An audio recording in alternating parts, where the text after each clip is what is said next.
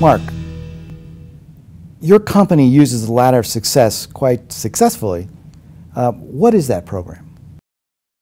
Basically, it's a way of measuring people's growth throughout our organisation. And we have 8 steps or 8 rungs to our ladder of success.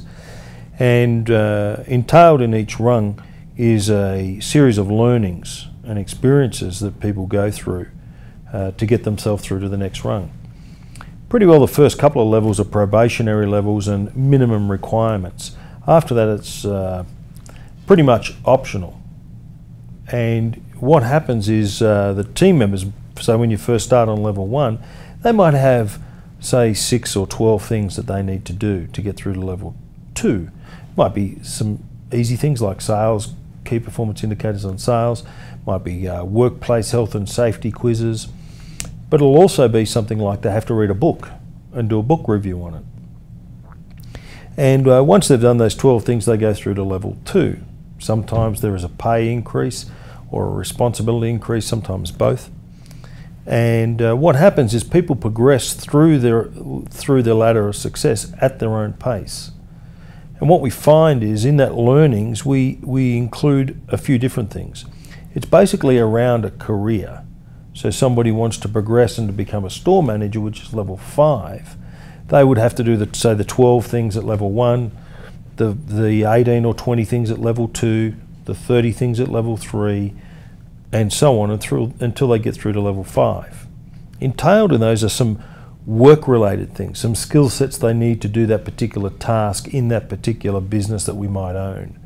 So if it was fruit and vegetables, it might be some specific tasks about fruit and vegetables. But if it was in finance, it might be some specific tasks about finance. However, there's other things about personal growth, the growth of that person. And at level 5, for example, if they're a store manager, part of their role, a major part of their role is leading their team. Whereas at level 3, it might be more about doing the task of the role that they're in. So people need to learn different skill sets, some of them task-orientated and job-orientated, other of them is personal growth for themselves. This is fascinating. And why did you even get involved with this? What sort of was the impetus? Well, originally, what we found is that teaching people about the career side was very good. Everybody bought into it and it was all fantastic. When it talked about personal development side, it was somewhat harder. And a lot of the times people think because they work hard, they're entitled to move to the next rung. You might have somebody that's a sales executive or a senior sales executive and the sales manager's role comes up and they've been there for 10 years. So they think it's their birthright to get that next position. Quite frankly, it could be the worst thing for them because although they're tremendous at sales, they might be terrible at managing people.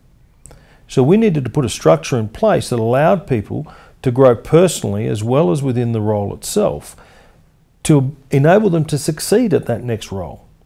So if you have a person that's been working beside the 10-year veteran sales guy that's 2 years into the role, and they've worked on their ladder of success and they're qualified up to level 4 or 5, let's say it was a level 5 position that became available, then they would get the position before the 10-year veteran who hadn't done all the things. And what we found was that then it didn't become a matter of tenure and how long or how hard I've been working, but it became the person's individual choice whether they were prepared to get outside their comfort zone and learn some things and pick up some skill sets to be able to become that sales manager in the example that I've just used. What kind of results have you seen from this whole program in your companies? Well, we've seen some amazingly great results. We focus a lot on people's, all areas of people's life, not just their career, but in the ladder of success itself. One of the great things that we've seen is that people become self-paced. So the 10-year veteran is not going to get his nose out of joint if a 2-year newbie gets promoted over him, and he will justify that by saying something along the lines of, let him have all the management stuff, I'm just going to get all the commission here. And that's how it should be. If the 10-year veteran loves sales and is fantastic at sales, you put them up to management and they stink at it. They're not happy. The team they're leading are not happy. It's no good. It's no good for anybody. It's not a win-win. It's a lose-lose. So what happens is it enables us, in conjunction with some other things that we do, to be able to really allow people to drive their own success at their own pace.